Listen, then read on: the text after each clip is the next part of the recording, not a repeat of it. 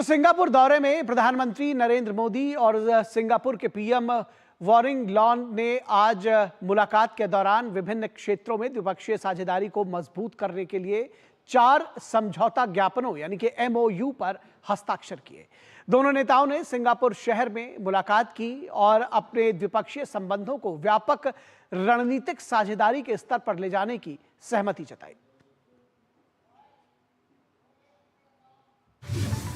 प्रधानमंत्री नरेंद्र मोदी का सिंगापुर दौरा, दोनों देशों के संबंधों को मिली और मजबूती, सहयोग के विस्तार के लिए संभावनाओं के नए द्वार खुले। भारत और सिंगापुर के बीच 4 MOU पर हस्ताक्षर।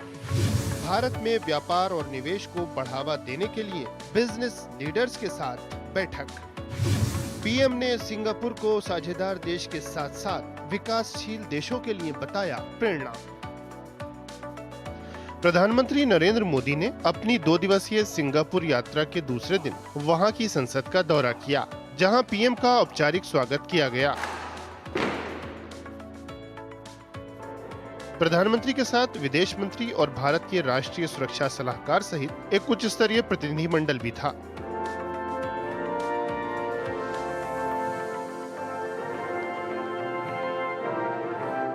प्रधानमंत्री मोदी ने सिंगापुर के नवनिर्वाचित प्रधानमंत्री को बधाई दी और दोनों देशों के बीच निरंतर मजबूत हो रहे संबंधों पर भी चर्चा की। पीएम मोदी ने कहा कि सिंगापुर सिर्फ साझेदार देश नहीं, बल्कि हर विकासशील देश के लिए प्रेरणा है। सिंगापुर हर विकासशील देश के लिए एक प्रेरणा है। हम भी भारत में अनेकों सिंगापुर बनाना चाहते हैं और मुझे खुशी है कि हम इस दिशा में मिलकर प्रयास कर रहे हैं। हमारे बीच जो मिनिस्टरियल राउंड टेबल बनी है वो एक पाथ ब्रेकिंग मैकेनिज्म है। Skilling, digitalisation, mobility, advance manufacturing जैसे सेमीकंडक्टर और AI हेल्थ केयर, सस्टेनेबिलिटी और साइबर सिक्योरिटी जैसे क्षेत्रों में सहयोग की दिशा में ये इनिशिएटिव की पहचान बन गई है। पीएम मोदी और सिंगापुर के उनके समकक्ष की मौजूदगी में भारत और सिंगापुर के बीच 4 MOU पर हस्ताक्षर किए गए। जिन सहमति पत्रों पर हस्ताक्षर किए गए उनमें डिजिटल प्रौद्योगिकी के क्षेत्र में समझौता ज्ञापन, सेमीकंडक्टर इकोसिस्टम पार्टनरशिप पर समझौता ज्ञापन, स्वास्थ्य एवं चिकित्सा के क्षेत्र में सहयोग पर समझौता ज्ञापन और शैक्षिक सहयोग और कौशल विकास पर समझौता ज्ञापन शामिल हैं।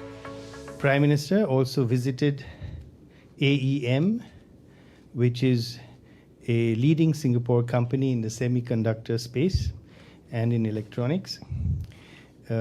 There, he was briefed about AEM's role in global semiconductor value chain, its operations and plans for India, and given our efforts to develop our own semiconductor manufacturing ecosystem. At the facility, the 2 prime ministers also interacted with a group of interns, both from India and Singapore, who had undergone skill training as part of bilateral programs. The Indian interns were from the Odisha World Skill Center. प्रधानमंत्री मोदी ने Singapore के प्रधानमंत्री के साथ बाद में एक semiconductor unit का भी दौरा किया। पीएम मोदी ने वहां पर ओडिशा के विश्व कौशल केंद्र से भारतीय प्रशिक्षुओं के साथ बातचीत भी की। सिंगापुर और इंडिया दोनों मिल जाए तो वो और भी आगे बहुत ही कुछ हो पाएगा। और सिंगापुर एक ऐसा देश है कि बहुत clean and neat and clean, बहुत कुछ सीखने को मिलता है यहाँ पर रह के। मुझे एक अपॉर्चुनिटी मिला था कि स्टूडेंट इंटर्नशिप में आना है इधर सिंगापुर में, इधर विजिट करके इधर सब जानना है कैसे लोग काम करते हैं यहाँ पे, कैसे तरीका होता है।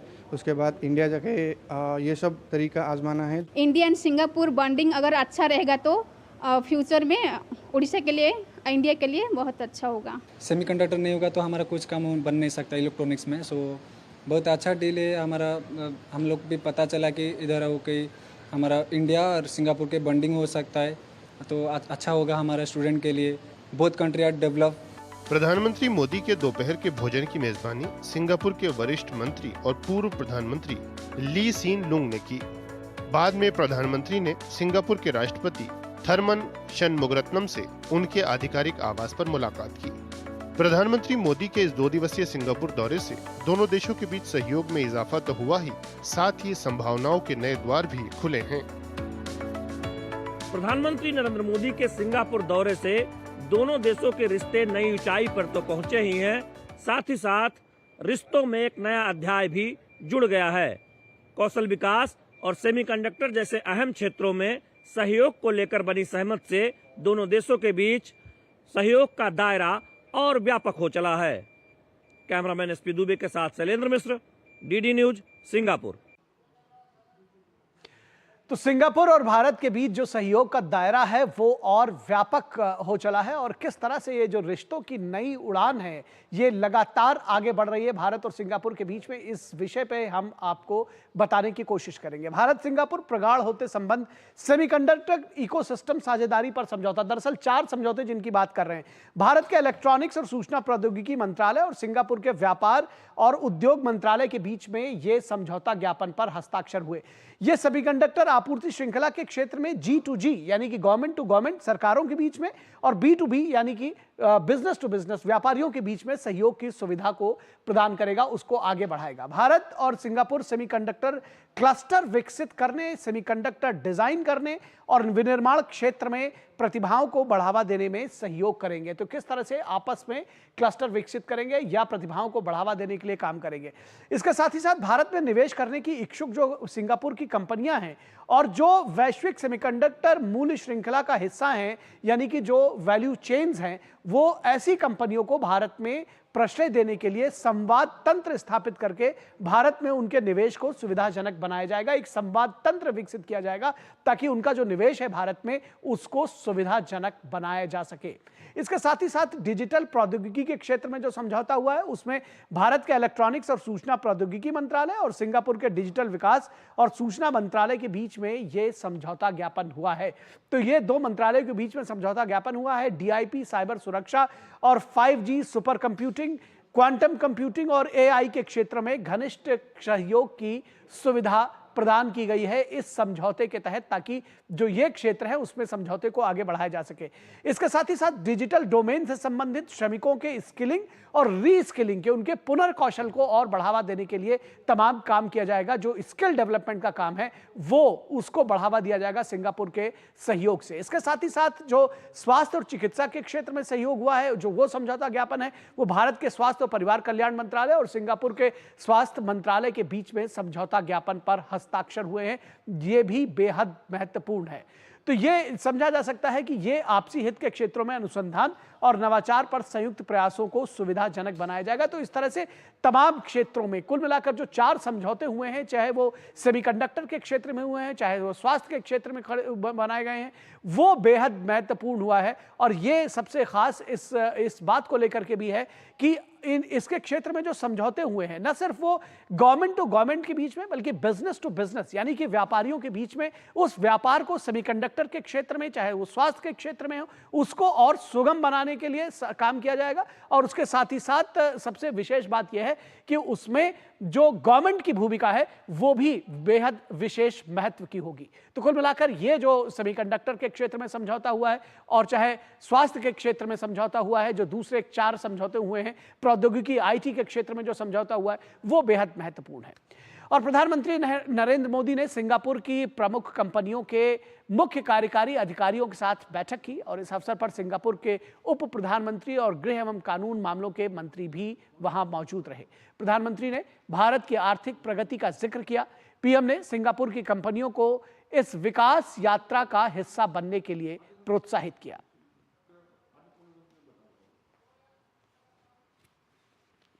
दुनिया में फास्टेस्ट ग्रोइंग एविएशन सेक्टर कहीं है तो भारत में है, और हम भी चाहते हैं कि बहुत तेजी से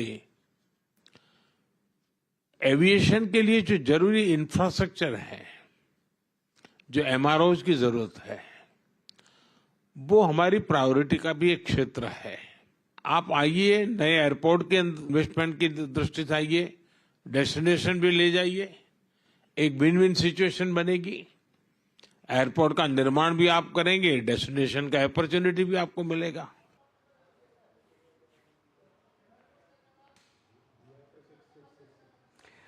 और यूपीआई की सफलता का जिक्र करते हुए प्रधानमंत्री नरेंद्र मोदी ने कहा कि दुनिया में जितना रियल टाइम ट्रांजैक्शन होता है उसका 50% अकेले भारत में होता है। पीएम ने जलवायु परिवर्तन की चुनौती से निपटने के लिए भारत द्वारा किए जा रहे ठोस प्रयासों को भी गिनाया। पीएम ने कौशल विकास को बढ़ावा देने की पहल का भी जिक्र किया। हम बहुत एग्रेसिवली सेमीकंडक्टर के क्षेत्र में जा रहे हैं। अब तक करीब 5 कंपनियां ऑलरेडी अपना काम शुरू कर चुकी हैं। आगे भी औरों की संभावनाएं हैं और हम पूरी इकोसिस्टम को लाने वाले। हम कोई एक छोटा सा टुकड़ा एक आध हिस्सा करके अटकने वाले नहीं है। भारत के पास टैलेंट है। आज दुनिया में जितने भी चिप्स हैं, अगर उसका राइटिंग का काम है तो सॉफ्टवेयर का काम है, वो सब हिंदुस्तान में हो रहा है। सब बड़ी कंपनियों के रिसर्च यूनिट वहीं पर है। अब हम चाहते हैं कि हम खुद ही यहाँ पर उस दिशा में आगे बढ़ें, तो आपके लिए वो भी एक बहुत बड़ा स्कोप है।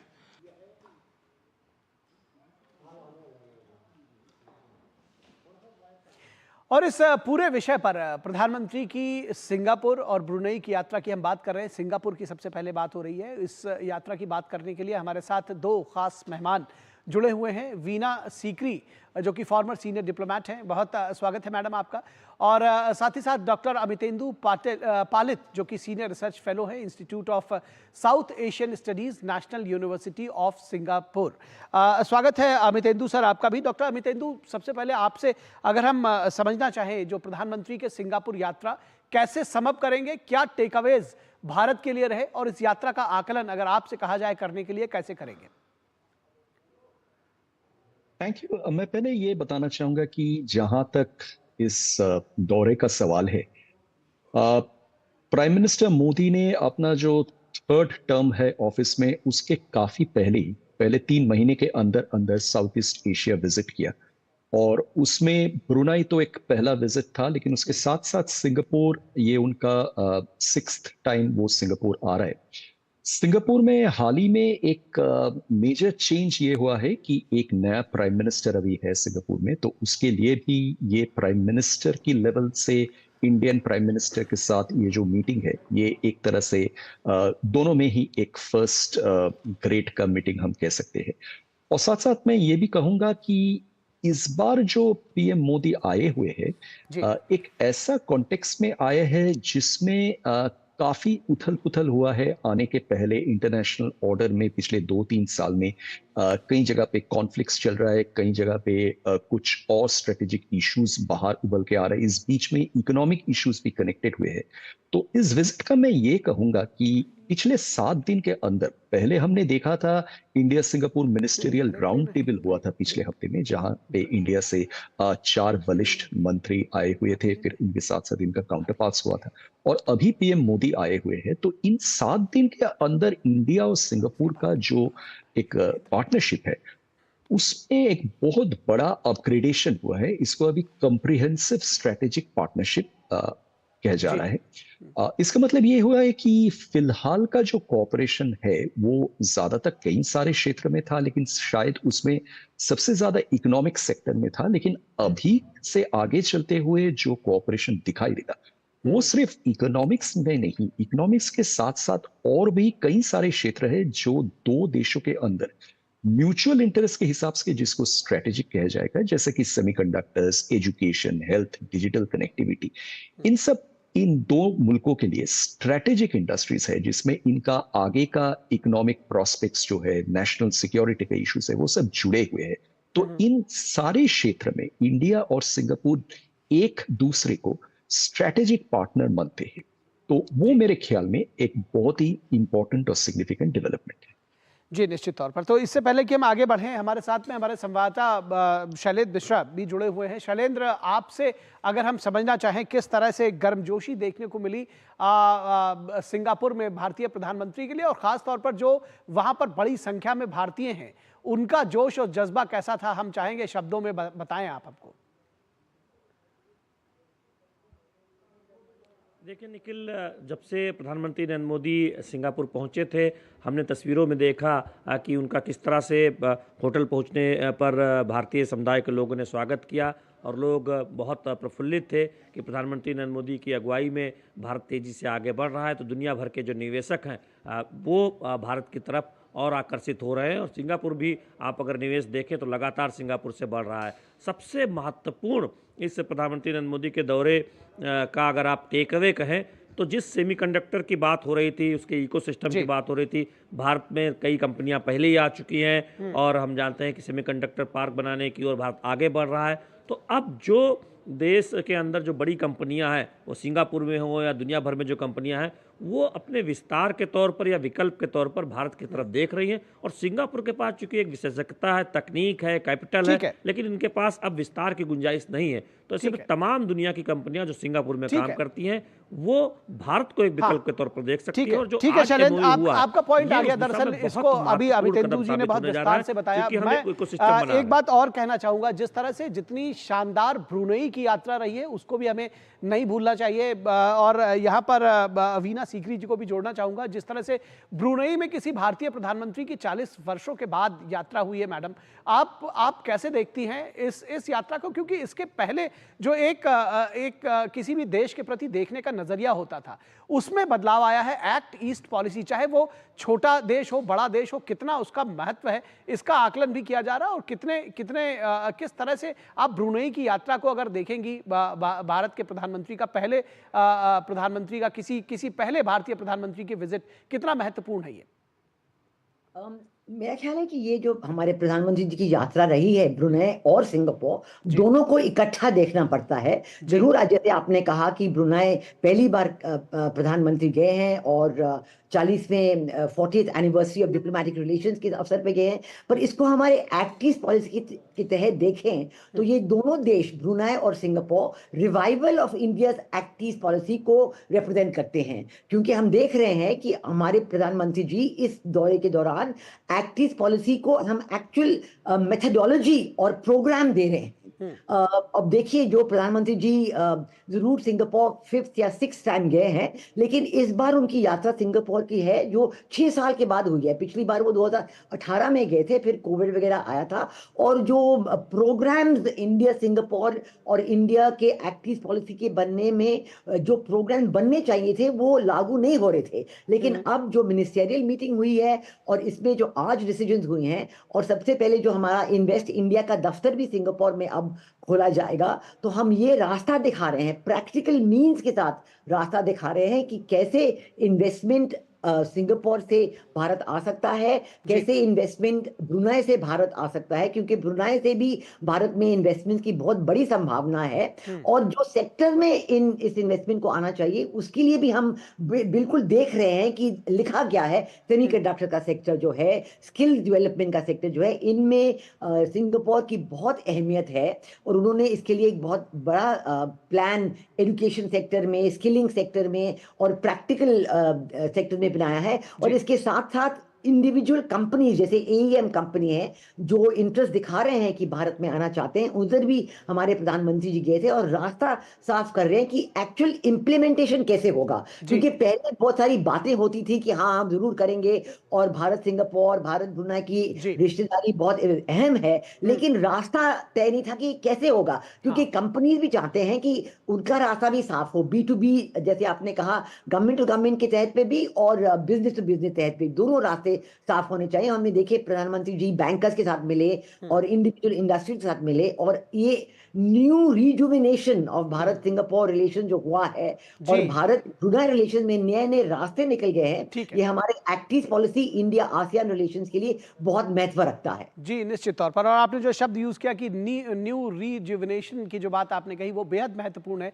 और निश्चित तौर पर ये जो दोनों देशों की यात्रा रही है, चाहे ब्रुनेई की बात हो या सिंगापुर की बात हो, रिश्तों की एक नई उड़ान, एक नई गर्माहट हम दोनों देशों के बीच में, दरअसल तीनों देशों के बीच में देख पा रहे हैं और ये बेहद महत्वपूर्ण है। बहुत शुक्रिया एम्बेसडर वीना सीकरी, डॉक्टर अमितेंदु पालित और हमारे संवाददाता शैलेंद्र मिश्रा जुड़े हुए थे।